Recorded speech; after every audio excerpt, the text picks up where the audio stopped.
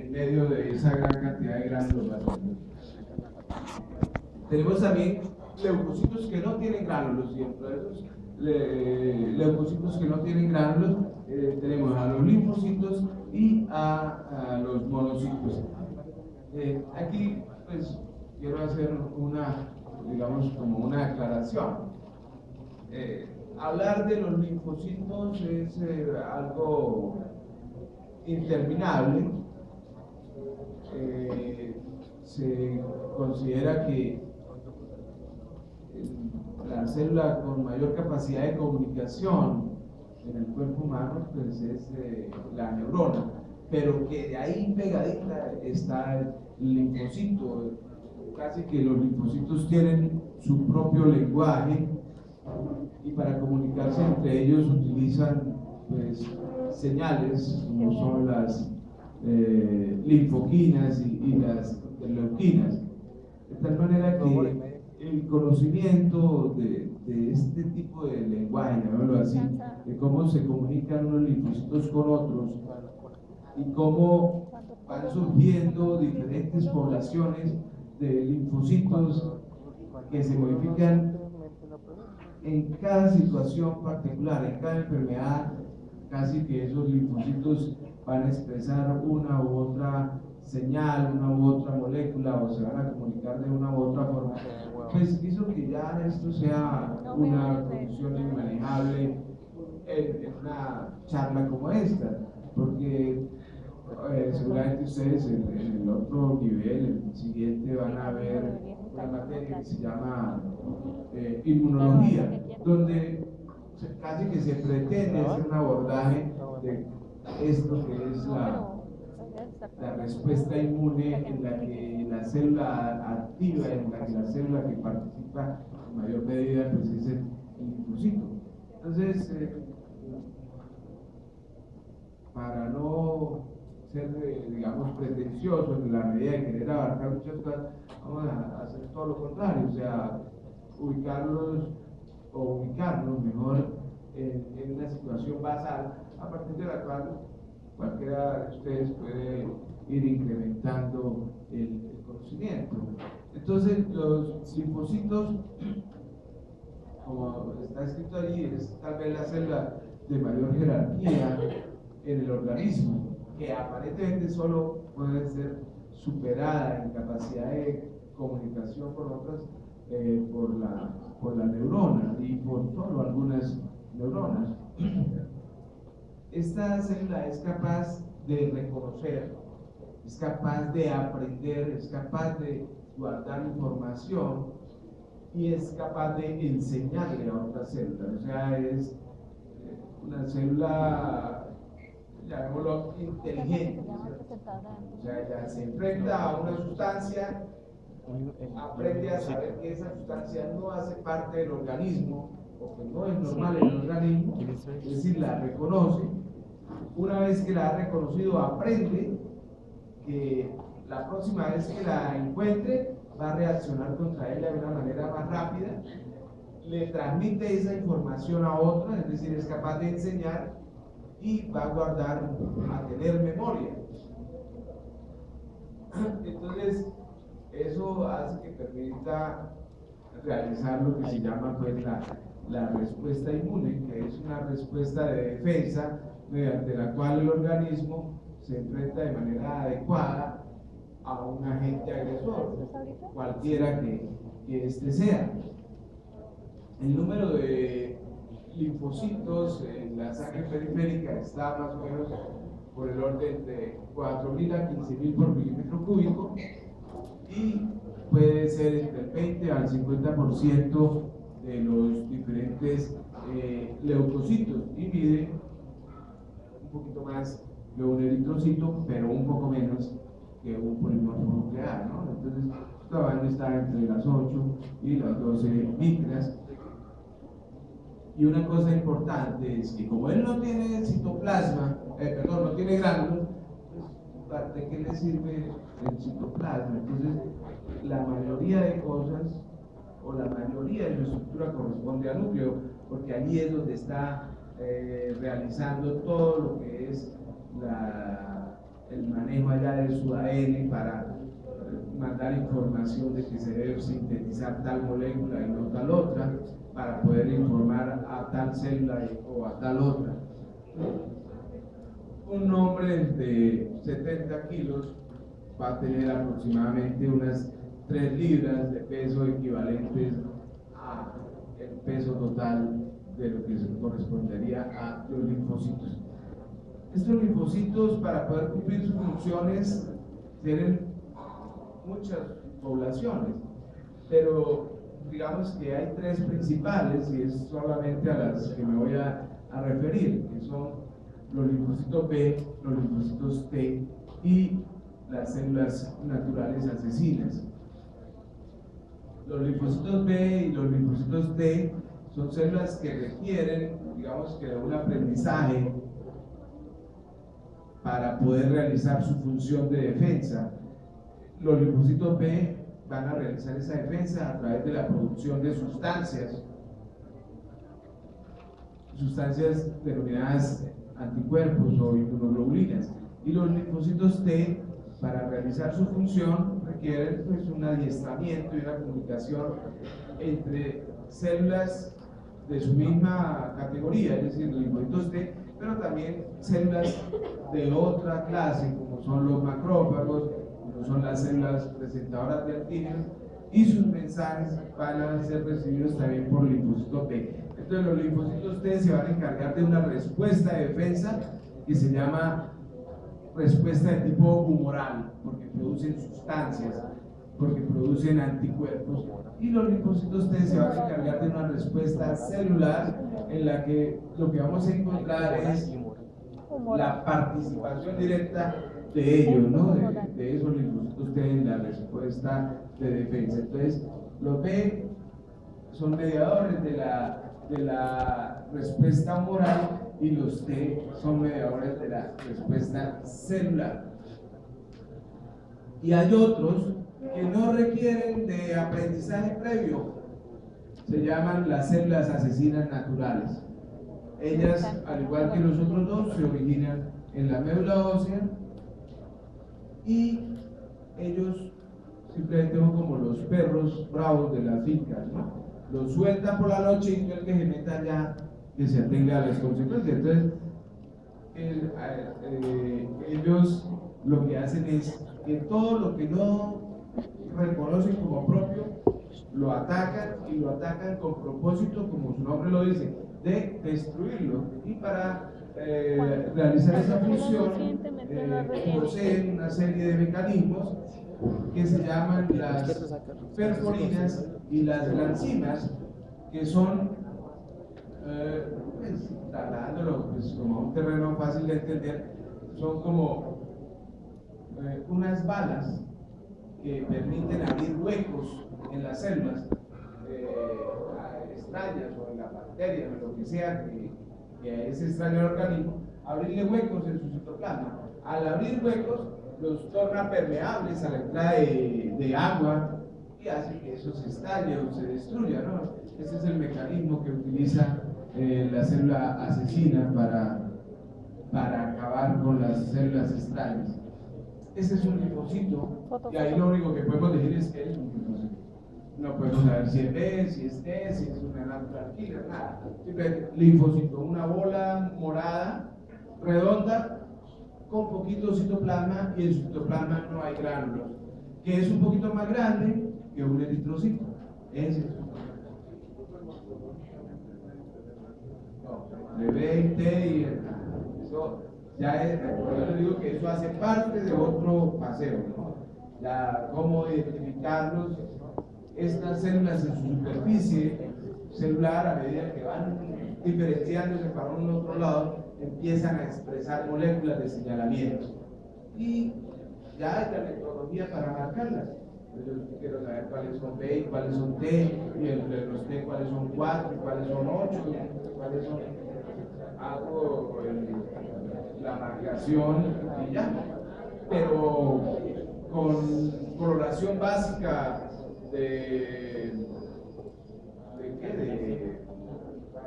Wright para el extendido de sangre periférica, yo lo único que sé es que no son linfocitos. con hematoxilineos en el tejido, que son para establecer sus poblaciones tengo que emplear otra metodología. Los monocitos, entonces, son células que tampoco tienen gránulos, son las más grandes de los glóbulos blancos, corresponden a las células de mayor tamaño y no tienen los gránulos que son visibles en las otras tipos de células, es decir, en los neutrófilos. Eso no quiere decir que no tenga lisosomas, porque si hay una célula que tenga lisosomas, es esta, es que son muy pequeños y no son visibles. La función de estos monocitos es también la de ser un macrófago, es una célula fagocítica, y de por sí estas son las células que hacen parte de ese sistema que se llama el sistema fagocítico mononuclear, ¿no? Los macrófagos de todo el organismo derivan de esa célula, es decir, la microglia, la célula de Kupffer, el macrófago del vaso, todos los macrófagos que hay en el cuerpo humano, el de la médula ósea, todos han surgido a partir de este monocito. El monocito es simplemente la célula que está circulando en la sangre. Cuando él sale al tejido, se convierte en una célula fija o en un macrófago. Y a diferencia de lo que sucede con las otras células circulantes de glóbulos blancos, granulocíticos, por ejemplo, que duran apenas horas, este puede durar días, meses, incluso podría llegar a tener un tiempo de vida muy largo en los tejidos. Tiene la posibilidad además de fusionarse con otras células. Es decir, si un monocito en el tejido, es decir, si un macrófago ve que él no es capaz de atacar solo a un microorganismo, pues se une con otro y se une con otro y con otro y forman células gigantes multinucleadas. Pero normalmente es una célula que si es más grande, casi que puede llegar al doble o al triple de un neutrófilo, ¿sí? Es decir, tener 29, 30 micras, y si es multinucleada, pues muchísimo más. Su núcleo es arriñonado, y como les digo, en la sangre periférica su tiempo es limitado, pero cuando sale al tejido, ellos pueden durar muchísimo, muchísimo más. Este es como todas las células en las cuales el monocito se puede convertir una vez que ha llegado a los tejidos, ¿no? Entonces, en célula de Kupffer, en micrófago, en la célula macrófago alveolar, en el espacio articular, en el macrófago articular. Entonces, dependiendo del sitio donde esté, a veces tiene nombre propio, a veces simplemente va a ser un macrófago especializado de ese sitio. Ese es el esquema, un núcleo arriñonado, gránulos muy pequeños que corresponden a lisosomas con diferentes tipos de enzimas que le van a servir para atacar y destruir al agente agresor. Esta es la morfología microscópica de un macrófago, y tenemos finalmente a las plaquetas. Entonces, dentro del grupo de las células que se producen en la médula ósea, finalmente tenemos a otra célula que no tiene núcleo. Entonces, la primera que no tenía núcleo y que ya habíamos mencionado es el eritrocito. La segunda que no tiene núcleo es la plaqueta. Entonces, en esa medida se puede considerar a la plaqueta como un resto citoplasmático a partir de una célula muy grande que corresponde al megacariocito. Entonces, el megacariocito, que es como el precursor que se encuentra en la médula ósea, fragmenta su citoplasma y lanza esos restos de citoplasma a la sangre periférica. Esos pequeños fragmentos de citoplasma carentes de núcleo, porque son el producto de la fragmentación de otra célula, por lo tanto solamente van a tener algunos organelos. Estas células o estas plaquetas van a participar de manera muy importante, de manera activa en el proceso de la formación del tapón hemostático, es decir, en el proceso de la coagulación de la sangre. Entonces, la coagulación de la sangre, yo creo que ustedes ya la vieron, ¿cierto? En algún momento, ¿no? Bien, el proceso de coagulación de la sangre es un mecanismo de defensa muy importante que posee nuestro cuerpo y en general los mamíferos y otras células y otros organismos vivos que no son mamíferos, es decir, de los vertebrados prácticamente, donde cuando hay pérdida de sangre por una herida, por ejemplo, van a participar dos sistemas fundamentales, o tres, en tratar de parar esa hemorragia. Una es una cosa que ocurre al instante y que es de tipo reflejo, que es la vasoconstricción. Entonces, un sitio por donde pasó una herida, los vasos sanguíneos de esa región se contraen para limitar el paso de sangre, primero. En segundo lugar, la activación o la exposición del colágeno subendotelial hace que se active una serie de sustancias presentes en el plasma de forma inactiva, que es el sistema humoral de la coagulación, donde a manera de uno activa al otro y al otro y al otro, termina formándose, o mejor, activándose una molécula de fibrinógeno que se convierte en fibrina. Y esa fibrina, como su nombre lo dice, actúa como una malla, como unas fibras que se pegan allá donde está la herida o donde está la solución de continuidad o el endotelio expuesto. Esa es la parte humoral. Pero esa parte humoral es como muy lábil, en la medida que es como si nosotros para tapar un hueco echáramos un cemento muy diluido, que de pronto puede secarse y funcionar, pero que si, por ejemplo, llueve, eso se puede ir fácilmente con el agua. Entonces, se necesita un elemento como más sólido o más resistente. Entonces, de manera simultánea, como se empieza a activar el sistema humoral, también se activan las plaquetas. Entonces, esas plaquetas se pegan allá al sitio donde está el colágeno expuesto, y ellas se van pegando unas a otras y van a utilizar la malla de fibrina que se está formando para entrelazarse. Entonces se forman como esos gaviones que ustedes ven en los sitios donde se está derrumbando la montaña, que ponen piedras y además las forran como en alambre, y ahí eso aguanta, así la montaña se ven, a ellos ahí hacen que eso no se destruya y aguantan suficiente tiempo ese aspecto anormal. Así sucede con las plaquetas. Ellas,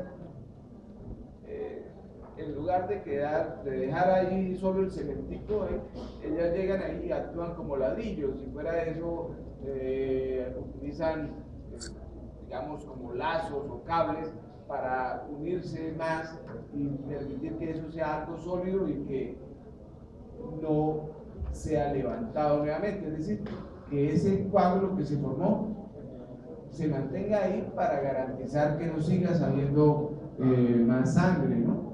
Entonces, esa es la función fundamental de las plaquetas, son el componente celular de la coagulación sanguínea, y para hacer que esto se dé de una manera efectiva, ellos tienen una cantidad importante de gránulos en su citoplasma. Esos gránulos van a contener sustancias como calcio y fósforo, ¿sí?, para formar entonces moléculas de ADP y de ATP, pero también tiene sustancias activas que participan de manera importante en procesos inflamatorios, como son la serotonina y la histamina, y unos gránulos, que son los gránulos alfa, que contienen enzimas hidrolíticas. Entonces acá tenemos a partir de una célula grande, que sería el megacariocito, cómo se van fragmentando el citoplasma de estas células para formar unos pedacitos de células pequeños que se denominan las plaquetas. Y este es el esquema, unos discos bicóncavos que tienen a su interior una serie de gránulos y en su periferia una serie de receptores que le permiten unirse al colágeno, unirse a las células endoteliales y unirse a sí mismas para formar una estructura mucho más sólida, mucho más resistente, pero es una célula al mismo tiempo inteligente, en la medida que cuando ellas ya tapan el espacio necesario para que no siga saliendo sangre, ahí frena el crecimiento, porque si no existiera esa limitación, nos iríamos al extremo nocivo, y es que un coágulo no puede formarse a un tamaño mayor al que se requiere, porque entonces taparía ese vaso sanguíneo y el resultado sería incluso peor que la hemorragia, y es, uno no sabe si en un sitio es mejor que sangre o mejor que se infarte. Entonces, si un trombo crece más de la cuenta y tapa un vaso, va a generar una necrosis o un infarto del órgano donde se ubica. Entonces, ese es el éxito de ese tapón hemostático, que solamente se va a formar hasta el tamaño suficiente para garantizar que la hemorragia no se perpetúe y para garantizar que el flujo sanguíneo se mantiene. Cuando ya se ha dado el proceso, digamos, de reparación completo de la pared del vaso sanguíneo lesionado, el coágulo se elimina, desaparece, pero porque ya no se necesita, y entonces el vaso nuevamente vuelve a adquirir su tamaño adecuado. Ahora, hay situaciones anormales en las cuales esas plaquetas tienden a adherirse con mayor frecuencia, y entonces se van formando coágulos y trombos, y eso genera problemas sobre todo en el corazón, en las extremidades inferiores y en el cerebro. Para impedir que esas plaquetas se sigan adhiriendo, porque la persona sufre de hipertensión o tiene niveles altos de colesterol o triglicéridos, entonces hay diversas cosas que pueden ayudar, que son unos medicamentos que pertenecen a la categoría de los antiagregantes plaquetarios, es decir, células que impiden que esas plaquetas se agreguen. Y dentro de ese grupo hay uno que es como el líder, que es la aspirina, que va a evitar que esas plaquetas se agreguen. Y entonces sería como un profiláctico de las lesiones isquémicas. Ahora, el problema es que no a todos se les pueden dar esas drogas, porque si es una persona que tiende a sangrar, pues mal haría uno en darle una cosa de esas, porque le agravaría su problema, ¿no? Pero es simplemente para mostrar que estas células a veces funcionan más de la cuenta y hay que frenarlas, y una manera de frenarlas es a través de esos medicamentos antiagregantes. Ahí están el tamaño, ¿no? Si ustedes comparan, ellas nunca van a estar aisladas, siempre se encuentran en grupos, y su tamaño es muy pequeño. Si lo comparan con el de un glóbulo rojo, fíjense que es una cosa muy pequeña, una micra, 2 micras, si acaso llegan a medir. Bien. Y cuando esas plaquetas no están funcionando bien, recuerden que ellas van a participar en el proceso de la coagulación.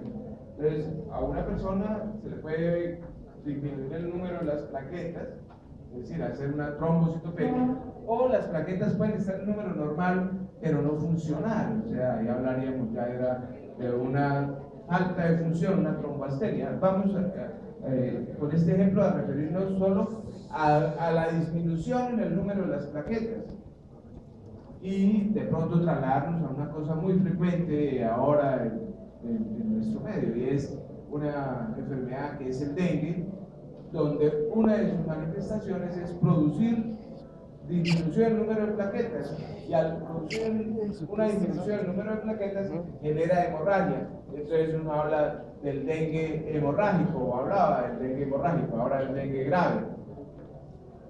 Entonces uno podría encontrar cosas como estas. En la piel de alguien que le falten plaquetas empieza a verse hemorragias, que son desde hemorragias muy pequeñitas que reciben el nombre de petequias a unas más grandes como las que vemos arriba, que se llaman púrpuras. Entonces encontramos púrpuras y petequias, pero alguien con déficit de plaquetas podría ser equimosis, ¿no? O morado, o lesiones muy grandes. Pero son las 10:15. Paramos